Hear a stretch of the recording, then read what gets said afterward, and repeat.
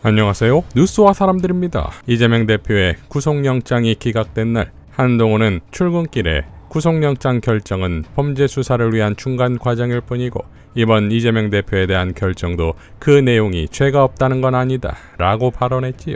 이어 퇴근길에 또 기자들을 만나 이렇게 발언했습니다. 민주당에게는 법무부 장관을 파면하고 탄핵할 사유가 되는지 묻고 싶다. 다수당의 권력이 범죄 수사를 방해하고 범죄를 옹호할 때 외풍을 맞고 수사가 왜곡되거나 영향받지 않도록 하는 것은 법무부 장관의 임무다. 저는 앞으로도 그 임무를 더욱더 최선을 다해서 할 것이라는 말씀을 드린다. 만약 민주당이 저에 대해서 어떤 절차를 실제로 진행한다면 저는 그 절차 안에서 당당하게 대응할 것이라는 말씀을 드린다. 라고 발언했습니다. 자, 당당하게 대응해야 될 상대는 민주당이 아니라 헌법재판소겠지요. 자, 이에 대해 추미애 장관은 이렇게 밝혔습니다. 민주당에겐 당대표 수사가 장관 탄핵 사유, 다수당 권력이 범죄 수사 방해할 때 외풍을 막는 게 법무부 장관 임무라는 한동훈 장관에게 왜 이제 와서 수사 대상을 당대표라고 말을 바꾸나요? 한동훈 장관은 당대표 수사가 아니라 과거 성남시장이 수사 대상이라고 주장하지 않았나요? 그래서 야당 탄압, 정적 제거가 아니라고 하며 시정농단이라고 부르지 않았나요?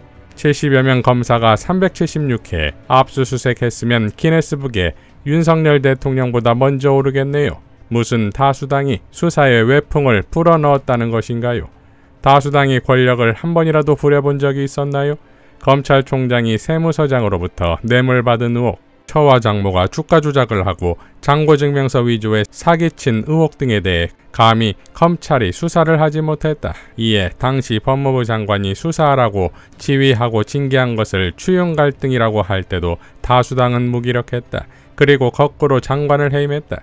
검찰총장은 검사장 한동훈이 연루된 범죄조차 감찰 방해와 수사 방해를 하고 징계가 부당하다고 건 소송에서도 패소했다. 그러나 국민을 속이고 권력을 잡았는데 다수당은 무기력하게 법사위마저 양도하고 말았다. 징계 당사자인 원고와 범죄에 연루된 피고 한동훈이 피고인 손준성을 증인으로 불러 항소심에 국가 공익을 사수해야 할 직무를 배반하고 재판쇼를 하고 있어도 다수당은 무기력하기만 하다. 시끄럽다고 법무부 장관을 사실상 해임하라고 대통령을 압박하더니 당대표가 사법 리스크 때문에 더 이상은 안 된다고 하며 검찰당 하수인 국민의힘과 합세해 당대표를 체포해 가도록 한 두 얼굴이 민주당에 있다. 그러니 한동훈 장관에게는 회기 중 던진 체포영장이 꽃놀이패였을 것이지요. 그런데 꽃놀이패가 뜻대로 안 됐다고 화풀이를 이런 식으로 하면 안 되지요. 한가위 긴 휴식 시간에 잘 성찰해 보시기 바랍니다. 즐거운 추석 되시길 라고 일갈했습니다. 자, 그러니까 나름 민주당 내 수박 개들의 보이지 않는 협력에 의해 아슬아슬하게 부결이 되어 사법 리스크라는 프레임으로 공세를 유지해 나가면 되겠다 싶은데 이게 가결이 되어버렸으니 모든 판이 깨지고 그러니 영장 청구 내용을 본 판사는 무기징역을 외쳤던 백현동과 대북송금 건의 혐의 소명조차도 안 되었고 직접 증거도 없다는, 즉 나랑 지금 장난하냐는 수준의 판결이 나온 거 아니겠습니까? 검찰이 500장의 PPT에 애니메이션 효과까지 넣어 준비했다는 것이 코미디다 이겁니다. 자, 민주당이 한동훈을 탄핵하겠다고 한 것이 예전과 다르게 느껴질 이유가 있지요? 지난 이재명 대표가 가결되는 충격적인 상황에서 의총이 열렸고 그야말로 내부의 상황은 막장 그 자체였는데 돌발 영상에 잡힌 김종민과 다투는 장면으로 유명해진 김정호 의원이 있었습니다. 이 김정호 의원이 자신의 채널에서 당시 상황에 대해 이렇게 발언했지요. 자신들의 정치적 입지, 특히는 공천권과 연관이 직결된다고 보는데 그거 때문에 흔들고 그만두어라. 그렇지 않는다면 우리가 가결시키겠다. 정말 이거 우리 당원들, 국민들이 볼 때 있을 수 없는 일종의 당권 찬탈을 위한 쿠데타였다고 생각을 합니다. 근데 그것을 어찌 보면 지렛대 역할을 한 게 이 원내대표단이었거든요. 그러니까 다수 부결표를 던졌던 우리 의원님들은 한결같이 지난번 꼴이 안 나려면 이번에 단호하게 그 당론으로 부결 결정을 해서 이탈표를 없애야 된다, 막아야 된다. 이렇게 당론 표결을 강하게 주장했거든요. 그런데 그것을 뭐 역풍이 우려되고 또 중간에 기권 무효를 던진 사람들을 건드리지 않아야 되고 그분들을 설득하기 위해서 시간을 달라. 그렇게 당론 표결을 미루면서 막판까지 그 당일 날입니다. 21일 오전에 그 원내대표가 그 단식 중인 그 당대표 병원에 찾아가서 이거를 마치 최후 통첩처럼 당대표 사퇴를 약속하지 않는다면 결과적으로 가결파를 설득시킬 수가 없고 가결되면 민주당이 더 큰 혼란, 지도부가 붕괴되는 부재 상태에 빠지게 되니까 그걸 수용을 해달라. 근데 결과적으로 이재명 당대표가 그 사퇴 요구를 거부한 겁니다. 거부하면서 결과적으로 이제 아까 29표에서 39분 정도가 가결과 기권 무효로 그렇게 해서 사실 검찰의 그 불법 부당한 체포영장에 편승해서 당의 당권을 빼앗아가려고 했던 그런 아주 나쁜 선례를 남겼다고 생각을 합니다. 당장 사실은 그런 사태에 직면하면 가결 사태에 정치적 책임을 지고 뭐 물러나는 게 너무 마땅하지 않습니까? 그런데 말로만 사과하고 책임을 통감하고 뭐 자리에 연연하지 않겠다 이런 식으로 그날만 해도 3번의 의원총회를 했어요.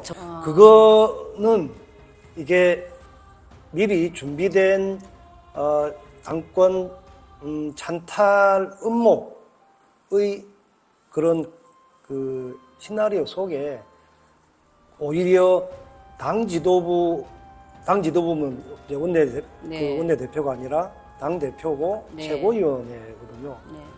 그 사태를 오히려 그것까지 압박하고 그 사퇴하게 된다면 이제 비상대권은 원내대표에게 가거든요. 그럼 원내대표가 이른바 비상대책위원회를 꾸려서 가결파의 중진 의원들로 그렇게 당권을 장악하고 공천권이나 총선 지휘를 하려고 했던 그런 숨은 의도가 그렇게 드러나게 된 거다. 그렇네요. 그러니까 계속 버틴 거죠. 버티고.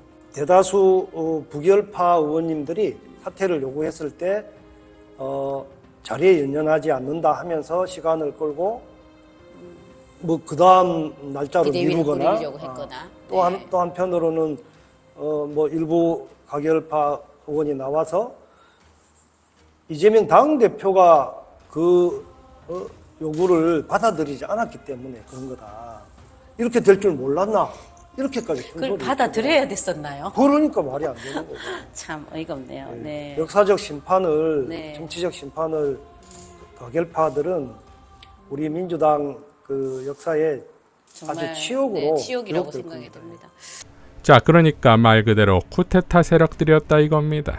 그러니 용서와 관용은 결코 없어야 하지요. 서울의 소리 유영한 논설위원의 수박들 정보기관의 약점 잡힌 사실상의 노예들이라는 컬럼을 보면 이런 내용이 나옵니다.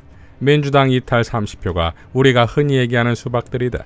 이들이 요구한 것은 공천 보장인데 이재명 대표가 공정하게 공천을 관리하겠다는 말만 했을 뿐 공천 보장을 해주지 않자 가결표를 던진 것 같다. 그러나 일각에서는 30명 중 상당수가 뭔가 책이 잡혀 검찰의 조종을 받고 있다는 설도 흘러나왔다. 검찰이 민주당 의원 중 조금만 비리 혐의가 보이면 몰래 수사를 해 캐비닛에 넣어두고 결정적일 때 활용한다는 말은 그전부터 회자되어 있었다. 세상에서 가장 비겁한 행위가 상대의 약점을 공격해 상대를 결정적일 때 이용하는 행위다. 공정해야 할 검찰이 그런 짓을 하고 있다면 이는 모두 탄핵감으로 나중에 반드시 응징될 것이다. 지금이야 서로 쉬쉬하고 있지만 언젠가 내부 고발자가 나오게 되어 있다. 라고 밝혔지요. 자, 그러니까 만약 이러한 주장이 사실이라면 수박들과의 한동훈 검찰의 콜라보가 있어 왔다면 이제는 완벽하게 발각된 수박이자 카결파를 더 이상 이용할 수 없다는 점이 아니겠습니까? 그러니 한동훈을 탄핵하겠다는 홍익표의 원내대표단의 말은 허풍이 아닌 현실이다 이겁니다. 그러니 잠도 안 올 추석 연휴에 전 직속상관이자 장관 선배인 추미애 장관이 던진 주제를 곰곰이 성찰해보길 바랍니다. 이상 뉴스와 사람들이었습니다. 시청해주셔서 감사드립니다.